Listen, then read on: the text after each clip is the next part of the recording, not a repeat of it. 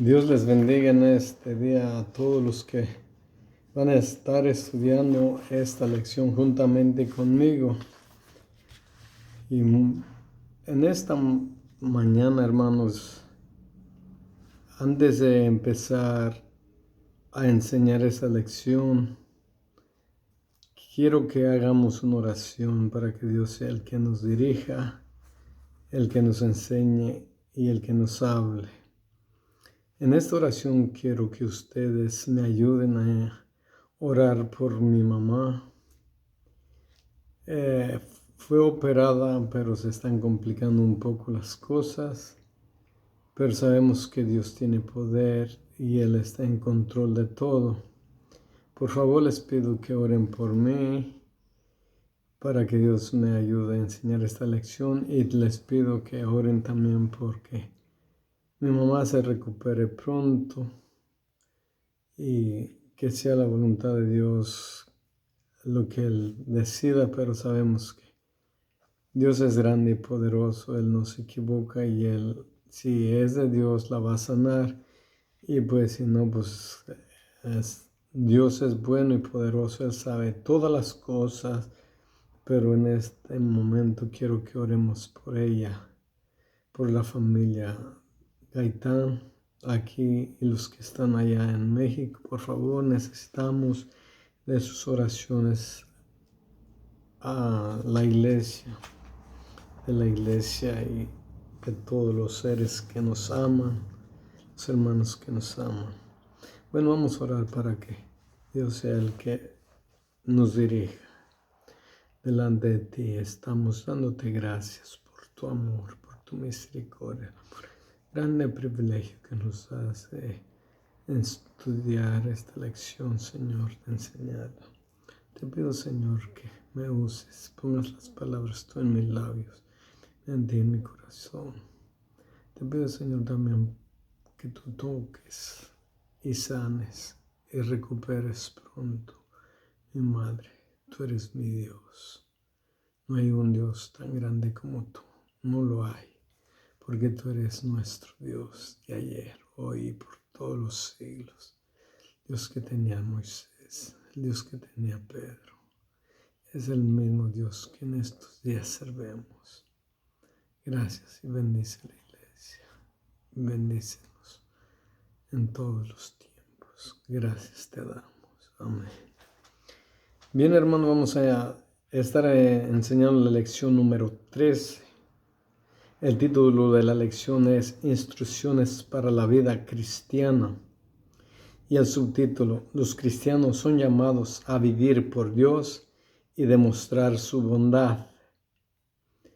Y vamos a leer donde dice allí, resumen de la lección. Aquellos que tienen su expositor, por favor, hermanos,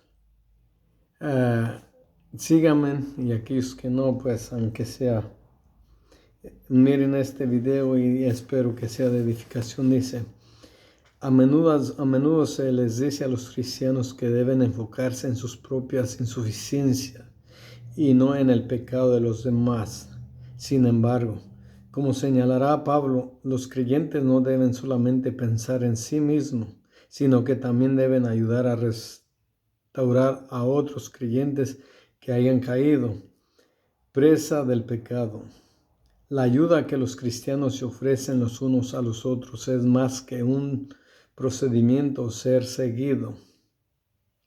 Los cristianos también demuestran su amor los unos por los otros a través de actos prácticos de servicio y alcanzando a un mundo no creyente de la misma manera. El impulso para servir a los demás no es el resultado de seguir el legalismo, como lo hacían los judaizantes, sino de experimentar ser una nueva criatura en Cristo. Vamos a entrar en el primer punto de la lección donde dice, sobrellevando la carga, y está en el libro de Gálatas 1 y 6. Y dice así, hermanos, si alguno fuera sorprendido en alguna falta, vosotros que sois espirituales, restaurarle con espíritu de mansedumbre, considerando a ti mismo, no sea que tú también seas tentado, sobrellevando los unos las cargas de los otros y cumplida así la ley de Cristo. Porque el que se cree ser algo, no siendo nada, a sí mismo se engaña. Así que cada uno someta a prueba su propia obra y entonces tendrá motivo de gloriarse solo respecto de sí mismo y no en otro. Porque cada uno llevará su propia carga. El que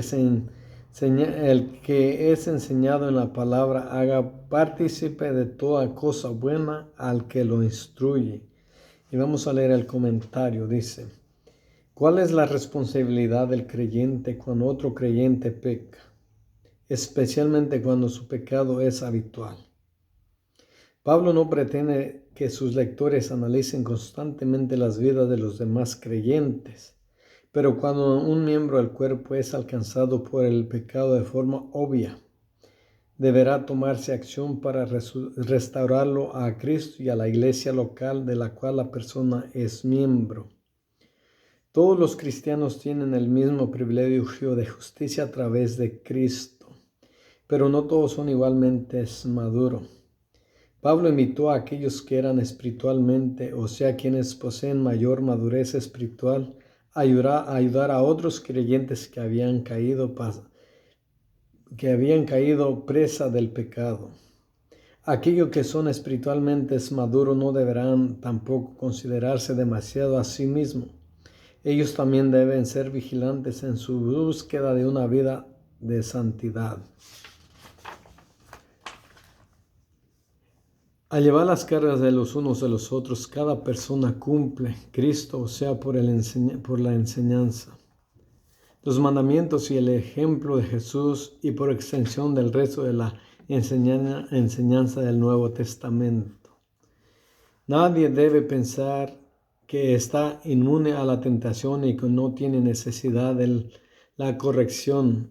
Pablo advierte: porque el que se cree algo, no siendo nada, a sí mismo se engaña. Pablo orienta a la iglesia a examinar sus propias vidas espirituales en vez de compararse con los demás. Ellos deben examinar sus propias acciones. Esto solamente es posible al evaluar sus vidas de acuerdo con los valores y las propiedades de Dios. El tiempo de introspección es necesario debido a que un día todo el mundo dará cuenta al Señor mismo durante el juicio final.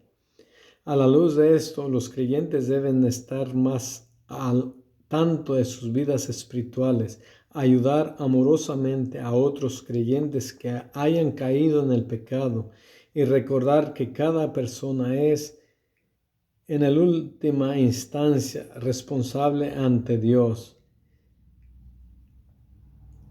Un ejemplo acerca de cómo los cristianos pueden llevar las cargas los unos de los otros, aquellos muestran y predicadores que ayudan en la restauración de otros a su relación con Cristo y la iglesia.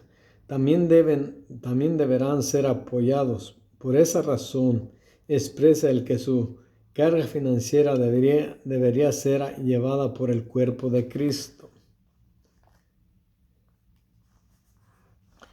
Muy bien, hermanos, vamos a dar una pequeña explicación detenidamente del primer punto que dice sobrellevando las cargas. Y en el primer punto dice: hermanos, si alguno fuera sorprendido en alguna falta, vosotros sois espirituales, restaurarle con espíritu de mansedumbre, considerándote a ti mismo, no sea que tú también seas tentado. Aquí Pablo le está dando un consejo a la iglesia en Gálatas, que si algún hermano cae de la gracia o que comete pecado, que ayudemos a ese hermano con amor, con misericordia y con bondad. Hay veces que juzgamos desafortunadamente, no hacemos lo correcto a veces, hermanos, pero tenemos que ayudar a aquellos que han caído de la gracia, aquellos que han cometido pecado, mostrándoles nada más el amor de Cristo, dejándoles saber que les amamos, orando por ellos y siempre tener esa relación con ellos, aunque ellos no van a aceptarlo luego, pero yo sé que pronto Dios los va a traer nuevamente a los pies de Él. Y así es de la manera que Pablo amonesta y enseña y aconseja a los Gálatas que tengan misericordia de aquellos que han caído y aquellos que son maduros espiritualmente. Miren primeramente que ellos también no estén en faltas y luego vengan y ayuden a sus hermanos. Es lo que Pablo aquí está enseñando a esta iglesia y por lo tanto también nosotros debemos de ser ejemplo de esta enseñanza, preocuparnos por aquellos que no están viniendo a la iglesia, que están en pecado, que se han desviado de los caminos del Señor. En todas las iglesias me imagino que hay este problema, pero gracias a Dios por su palabra que Él pone para nosotros, para seguir enseñando, para seguir aplicando. Y el versículo 2 dice, sobrellevar los unos la carga de los otros y cumplir así la ley de Cristo. Porque si miramos nosotros, hermano, Jesús llevó nuestras cargas, Él pagó el precio por nosotros, el precio ya está pagado, ahora a nosotros nos queda seguir, cumplir lo que Dios hizo, cumplir lo que Jesús nos enseñó, de qué manera miramos que Él iba a los enfermos, Él visitaba a los ancianos, Él iba a todos, para Él no había excepción de personas, Él no perdía oportunidad que se le prestara. Y en esta carta Pablo nos pide también que, más bien Dios nos dice que nos preocupemos por aquellos, que nos preocupemos por nuestros hermanos, por la iglesia, que nos visitemos, que llevemos las cargas de los demás. ¿De qué manera podemos decir, hermanos, que cómo poder ayudarle? Podemos decir en oración, es la única manera que podemos ayudar a aquellas cargas. Siempre hay necesidad en las iglesias, en la gente, pero la única manera que Dios nos va a ayudar es mostrar ese amor a través de la oración, orar por aquellos. Cuando oramos por las demás personas, crece nuestro amor y es la única manera que podemos ayudar en oración y con ayuno. Entonces sabemos que hay muchas cargas, hay muchas necesidades y la única manera de ayudarnos los unos a los otros es pidiéndole a Dios, orándole a Dios, ayudando a Dios, que Él dé sanidad, que Él restablezca, que Él conteste súplicas, peticiones que la iglesia, que los hermanos tienen. Hay bastante necesidad que las iglesias tienen, que los hermanos tienen. Entonces la única manera de nosotros ayudar es orando, tener relaciones con los hermanos, visitarnos, que haga confraternidad. En estos tiempos es un poquito difícil para hacer esto, pero la única manera que podemos hacer en estos tiempos es por medio de la oración. Podemos hablar por teléfono y por medio de la oración, orar por nuestros hermanos. Y cuando oramos por ellos, crece el amor. ¿Por qué? Porque Dios es el que nos está ayudando a crecer en amor y Él es el único que puede llevar las cargas de los hermanos. Nosotros no podemos, pero Dios sí puede. Nosotros no podemos sanar a la gente, pero Dios puede. Nosotros no podemos resolver problemas, situaciones difíciles, pero Dios sí puede.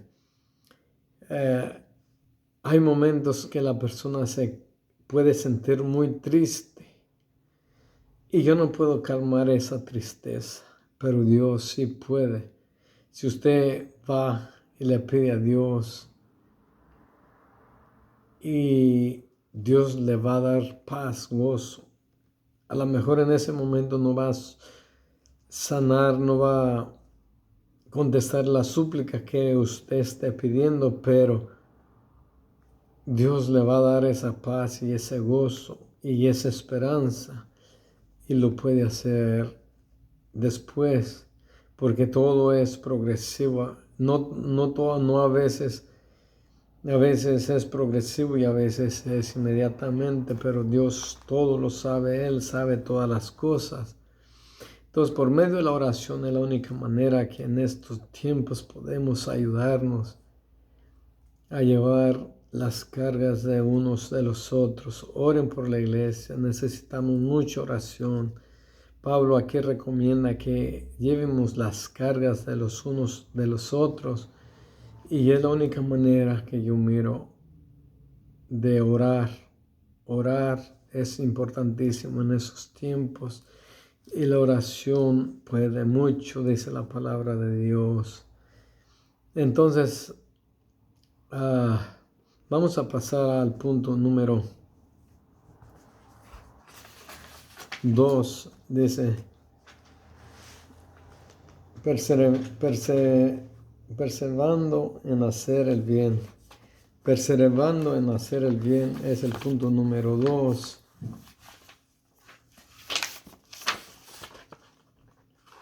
Y aquellos que tienen su expositor, si pueden seguirme, dice Gálatas 6 al 7, dice.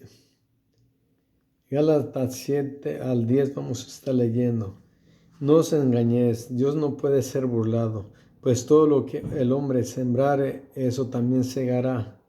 Porque el que siembra para su carne, de la carne segará corrupción, mas el que siembra para el Espíritu, del Espíritu segará vida eterna. No nos cansemos pues de hacer el bien, porque a su tiempo segaremos, y si no desmayamos. Así, según tengamos oportunidad, hagamos bien a todos, y mayormente a los de la familia de la fe. Vamos a leer el comentario. Una manera de enseñarse a sí mismo es creer que nuestras acciones carecen de repercusiones, incluyendo el pecado. Esto es evidente tanto en el mundo natural como en el espiritual. Aquellos siembran para complacer sus deseos pecaminosos, experimentando una cosecha de destrucción. Desde luego, Pablo tiene el juicio final en mente. En cambio, aquellos que demuestran a través de su tipo de siembra que están caminando bajo el control del Espíritu Santo, no solamente experimentan una cosecha abundante ahora, sino que recibirán la vida eterna también. Pablo continúa su ilustración agrícola animando a sus lectores a no desmayar, debido a que Dios habría de ser una cosecha.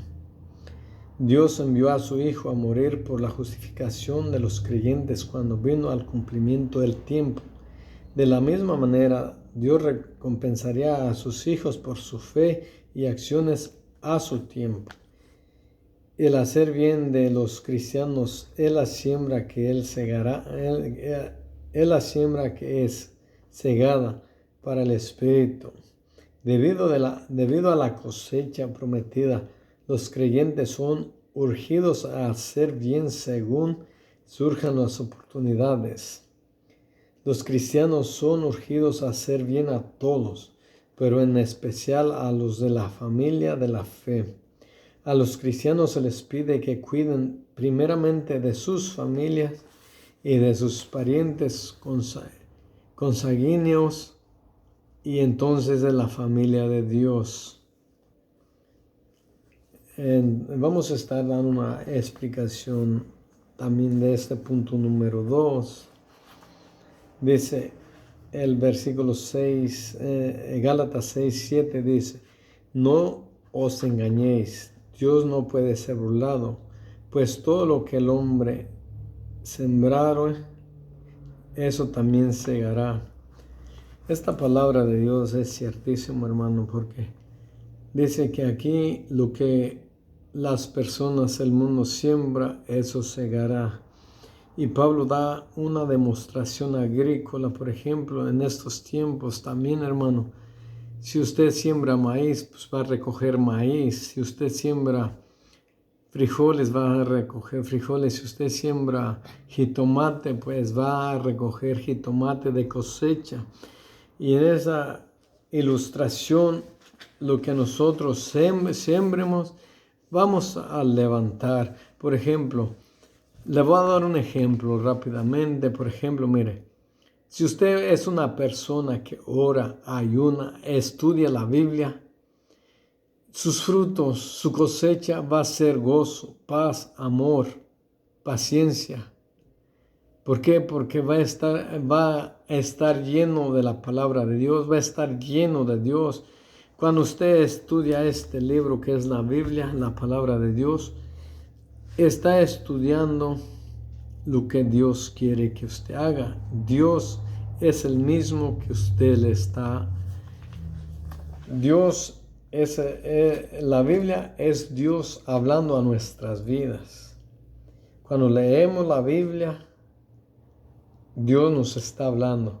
Cuando nosotros oramos en oración, nosotros estamos hablando con Dios. Dios nos está escuchando. Entonces, orar es hablar con Dios y Él escucha. Él está atento a escuchar. Él está escuchando lo que nosotros le estamos pidiendo. Cuando leemos la Biblia, Él nos está hablando y Él quiere que lo escuchemos. Por ejemplo, yo leo la Biblia y dice, no mentirás. Él quiere que le ponga atención, que le escuche. Entonces, no voy a mentir. Y cuando oro, le pido a Dios una súplica, Él va a obrar. Él sí obra, Él no es como nosotros. Entonces es importante que así de esto sembremos. Una persona que lee la Biblia, que ora, está sembrando buen fruto, porque va a recoger buen fruto. Va a recoger gozo, paz, amor y una vida preciosa, eterna, que es lo más importante. Entonces, hermanos, si usted no quiere sembrar de la manera orando, ayunando, leyendo la palabra de Dios, los frutos no van a ser muy buenos. Los frutos tienen que se tiene que esforzar uno en esta vida. Tiene que haber un esfuerzo. No es fácil orar, no es fácil ayunar, no es fácil orar la Biblia, pero lo tenemos que hacer. Dice que todo lo que nosotros siembremos, eso vamos a recoger. Y dice el 8, porque el que siembra para su carne, de la carne segará corrupción, mas el que siembra para el Espíritu, del Espíritu, segará vida eterna. Entonces esto está hablándole Pablo también. Hace muchos años Pablo le habló de esto a la iglesia que estaba en Galacia. Y ahora en estos días yo les estoy hablando porque Dios es el que nos está hablando a través de la palabra. Aquí en Gálatas 7:8 dice esto. Entonces, voy a dar un ejemplo también de este versículo 8. Porque el que siembra para su carne, de la carne segará corrupción, mas el que siembra para el Espíritu, del Espíritu segará vida eterna. Vamos a suponer, vamos a tener dos perros aquí, hermanos. A un perro le vamos a dar bien de comer y a otro no le vamos a dar casi nada, nomás para que se esté manteniendo. Pero a este perro de este lado lo vamos a mantener bien, le vamos a dar buena comida y agua y todo, y a ese le vamos a dar poquita agua y poquita comida. Y al final, en un mes o 15 días, a esos dos perros los vamos a enfrentar para que peleen. Y es lógico que el perro que está más bien alimentado es el que va a tener más fuerzas y le va a ganar al que está menos alimentado. Y perdone que ponga esa explicación. Este es otro ejemplo. Por ejemplo, este perro bien alimentado va a tener más fuerza, más poder y va a vencer a este. De la misma manera dice aquí, si nosotros sembramos para nuestra carne, pues la Biblia dice, vamos a cegar corrupción. La manera de sembrar a nuestra carne es hacer las cosas que Dios no quiere. La manera, por ejemplo, a nuestra carne le gusta muchas cosas que a Dios no le agrada. Y esa es la manera que estamos en gran. Puedo mencionarle una lista grande de las cosas que a Dios no le agrada, pero voy a mencionarle también de lo que a Dios le agrada. Y dice que si hacemos, dice, mas el que siembra para el Espíritu, del Espíritu segará vida eterna. Si nosotros sembramos para el Espíritu, vamos a cosechar vida eterna. Y la manera de sembrar para el Espíritu, como hace un rato les dije, llenarnos de su palabra, llenarnos de esta palabra de Él, leer. En estos días tan difíciles, si nosotros no leemos su palabra, si nosotros no oramos, no podemos levantar buena cosecha. Pero si nosotros oramos, ayunamos, leemos su palabra, vamos a tener buena cosecha. Y dice, mas el que siembra para el Espíritu, del Espíritu segará vida eterna. Y vamos a tener esa linda cosecha, la vida eterna. El versículo 9 dice, no os canséis, no nos canséis, pues de hacer bien, porque a su tiempo segaremos si no desmayamos. No hay que cansarnos, hermanos, de ayudarnos unos a los otros. La iglesia en Madera es una hermosa iglesia, una iglesia preciosa que amamos. Y yo sé que nos ayudamos unos a los otros. Hay que seguir así, hermanos. Hay que seguir ayudándonos unos con los otros. Sabemos que ahorita no nos hemos reunido, pero ese amor está allí. Los hermanos nos amamos, los amamos. Me aman, yo sé que me aman, yo los amo. Y no nos cansemos de amarnos, de servir, de seguir así, hermano, de haciendo el bien. Y gracias a Dios por la iglesia en Madera, una iglesia de bendición que Dios siempre bendice. Dice, así que según tengamos oportunidad, hagamos bien a todos y mayormente a los de la familia de la fe. Y la palabra de Dios nos dice que hagamos el bien a la iglesia, a la familia, a la gente. Entonces vamos a seguir haciendo el bien y Dios nos va a bendecir en una manera especial. Pues vamos con el punto número 3, hermanos, para terminar porque el tiempo está corriendo. Dice, gloria en la cruz. Gálatas 6:11. Mirad con cuán grandes letras os escribo de mi propia mano. Todo lo que quiere agradar en la carne, esto os obliga a que os circuncidéis solamente para no padecer persecución a causa de la cruz de Cristo. Porque ni aun los mismos que se circuncidan guardan la ley, pero quien vosotros os circuncidáis para gloriarse en vuestra carne. Pero lejos está de mí gloriarme, sino en la cruz de nuestro Señor Jesucristo, por quien el mundo me es crucificado a mí y yo al mundo. Porque en Cristo Jesús ni la circuncisión vale nada, ni la incircuncisión, sino una nueva creación. Y a todos los que andan conforme a esta regla, paz y misericordia sea a ellos y a Israel de Dios. De aquí en adelante nadie me cause molestias, porque yo traigo en mi cuerpo las marcas del Señor Jesús. Hermanos, la gracia de nuestro Señor Jesucristo sea con vuestro espíritu. Amén. Y ahí vamos a leer el comentario. Dice, Pablo toma tiempo hacia el final de la carta para exponer la motivación de los falsos maestros que habían estado inquietando a la iglesia en Galacia, haciendo que los cristianos allí comenzaran a confiar en su propia justicia. El deseo de imponer que los conversos gentiles se circundaran no era impulsado por ninguna preocupación con respecto a su bienestar espiritual, sino que los judaizantes tenían la persecución de los demás. Ellos deseaban evitar la persecución que resultaría por la predicación de la salvación a través de la muerte y resurrección de Cristo solamente, dejando a un lado las obras de la ley, algo que Pablo estaba más que listo para recibir por amor de Cristo. Además, los judaizantes se veían motivados por alabanza de otros, incluyendo a otros judaizantes y judíos. La extensión de la hipocresía de los judaizantes era clara.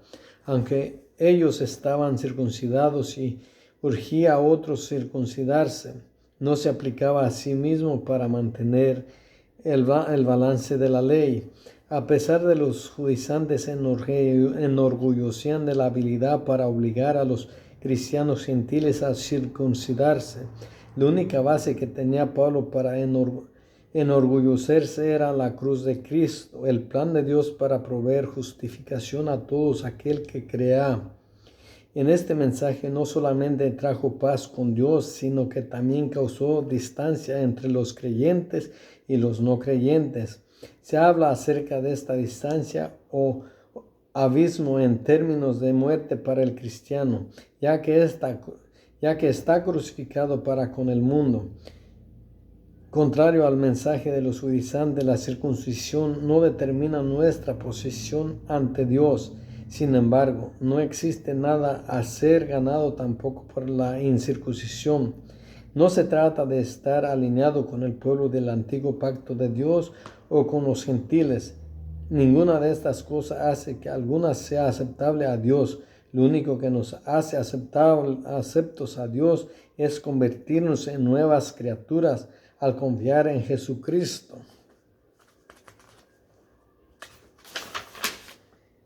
Y vamos a leer el resumen de la lección, hermanos, porque el tiempo ya se terminó. Dice: cuando nos convertimos en cristianos, comenzamos una relación completamente nueva con Dios. Esto no estaba basado en la ley, sino en la fe. También comenzamos una nueva relación con otros quienes han aceptado a Cristo. Nos animamos los unos a los otros, llevando las cargas los unos de los otros, y cuando uno de nosotros cae abiertamente en el pecado, obramos para restaurarlo a la confraternidad con Dios y a la iglesia. El amor de Cristo en acción es una poderosa herramienta de testificación, uno que trae a la confraternidad a aquellos que se encuentran afuera. Y bueno, hermano, aquí en este punto número 3, miramos que Pablo aconseja a aquellos de la iglesia de Galacia a que estamos bajo la gracia en Cristo Jesús, que es la única manera de llegar a la salvación y por la cual vamos a llegar al cielo. Miramos que ellos tenían en la ley una costumbre, un mandamiento que decía en la ley, pero ahora estamos bajo la gracia, dice Pablo.